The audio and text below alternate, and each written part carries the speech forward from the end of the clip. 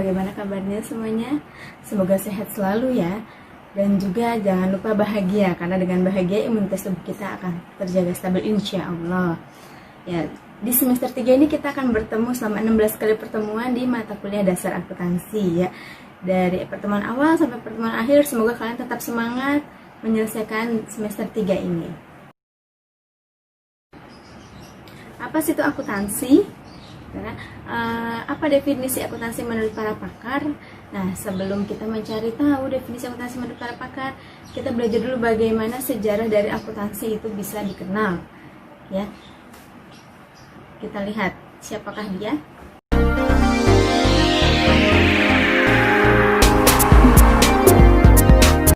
Beliau adalah Lucas Pacioli atau Lucas Paciolo. Beliau merupakan bapak akuntansi dunia dengan sebuah karyanya yaitu buku yang berjudul Summa de Arithmetica Geometrica.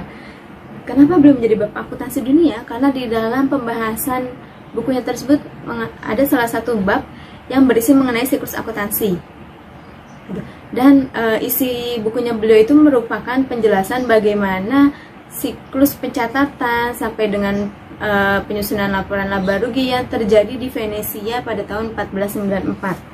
Dan buku beliau dipakai secara internasional, dijadikan buku teks untuk pedoman dari penyusunan siklus akuntansi. Adakah tokoh Islam yang berkontribusi dalam ilmu akuntansi? Kalian setelah ini cari tahu ya. Kalian cari siapakah tokoh Islam yang berkontribusi dalam ilmu akuntansi. Nanti cari tahu siapa, dari tahun berapa, dan apa kontribusinya gitu, sampai beliau ini memang bisa dibilang salah satu pakar akuntansi di zaman Rasulullah ataupun dalam sejarah Islam. Ilmu akuntansi juga tertuang di dalam Al-Quran, yaitu salah satunya Quran Surat Al-Baqarah ayat 282. Inti dari Quran Surat Al-Baqarah 282 yaitu keseimbangan. Gitu ya. Apa sih maksudnya? Jadi nanti setelah ini juga kalian mencari tahu, kalian buka Al-Quran kalian baca apa itu isi dari Quran Surat 282, Quran Surat Al-Baqarah ayat 282, apa isinya, lalu kalian terjemahkan dan kalian ambil intisarinya. Boleh dari hasil kalian pemahaman baca kalian ditambah literatur-literatur yang lain. Kalau dimasukkan literatur yang lain, kalian cari dituliskan ini ya, dituliskan sumbernya ya, dan kalau bisa literatur tersebut dari jurnal. Jadi tidak asal Google ya, tidak asal Google Wikipedia, tapi kalian cari tahu dari artikel jurnal-jurnal, nanti dimasukkan sumbernya. Gitu. Apa sih maksudnya dari Quran Surat Al-Baqarah ayat 282 itu terkait dengan akuntansi? Nah, tadi sudah 2 ya tugas yang harus kalian kerjakan selama 1 pekan ini. Jadi, apa sih itu ilmu akuntansi? Menurut Yusuf Al-Haryono, akuntansi merupakan sistem informasi yang mengukur aktivitas bisnis, mengolah data menjadi laporan, dan mengkomunikasikan hasilnya kepada para pengambil keputusan.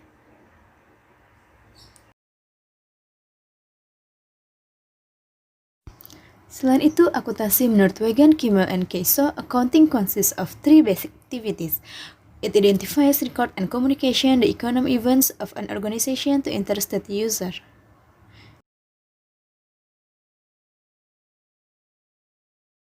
Jadi tadi sudah kita bahas bersama apa sih itu ilmu akuntansi.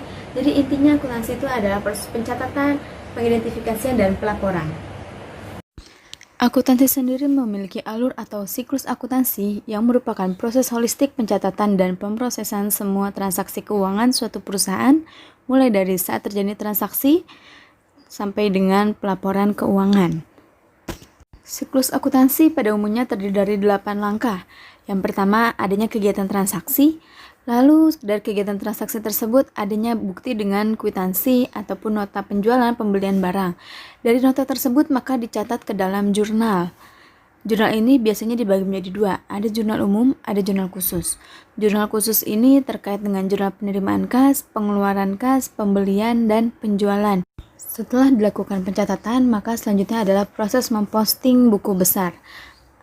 Buku besar merupakan kumpulan data transaksi historis yang termuat di dalam jurnal umum dan jurnal khusus yang sudah dikelompokkan berdasarkan akun. Dan setelah dikelompokkan ke dalam buku besar, maka yang selanjutnya adalah neraca saldo. Neraca saldo atau trial balance merupakan daftar rekap yang berisi seluruh jenis nama akun yang sudah ada di dalam buku besar. Selanjutnya adalah jurnal penyesuaian, yaitu jurnal yang dibuat dalam proses pencatatan perubahan saldo dalam akun sehingga saldo mencerminkan jumlah yang sebenarnya. Karena pada akhir periode ada beberapa akun yang perlu disesuaikan. Selanjutnya adalah neraca saldo setelah penyesuaian, dan yang ketujuh adalah laporan keuangan. Laporan keuangan pada akuntansi ada 4, yaitu yang pertama neraca, yang kedua laporan laba rugi, yang ketiga perubahan ekuitas, dan yang terakhir adalah laporan arus kas. Terakhir adalah jurnal penutup, yaitu proses menutup akun temporer yang bersifat hanya dipakai dalam satu siklus akuntansi saja, seperti pendapatan dan beban. Jadi seperti itulah konsep dasar ilmu akuntansinya. Semoga kalian paham. Kalau kalian kurang paham, kalian boleh bertanya, ataupun juga kalian boleh membaca artikel-artikel sebagai literatur rujukan lainnya, ataupun boleh baca buku gitu ya. Banyak, soalnya sudah banyak sekali buku akuntansi, artikel mengenai akuntansi. Oke. Dan jangan lupa tugasnya nanti kalian masukkan di online Rek Uhamka, lihat due date-nya ya, jangan sampai salah mengumpulkan. Artinya jangan sampai waktunya salah, ternyata waktunya saat mengumpulkan sudah habis. Jadi ingat, perhatikan due date-nya. Ya, sekian materi kita hari ini mengenai konsep dasar ilmu akuntansi. Semoga kalian tetap bahagia, jangan lupa jaga kesehatan, pakai masker, selalu cuci tangan dan juga jaga jarak. Wassalamualaikum warahmatullahi wabarakatuh.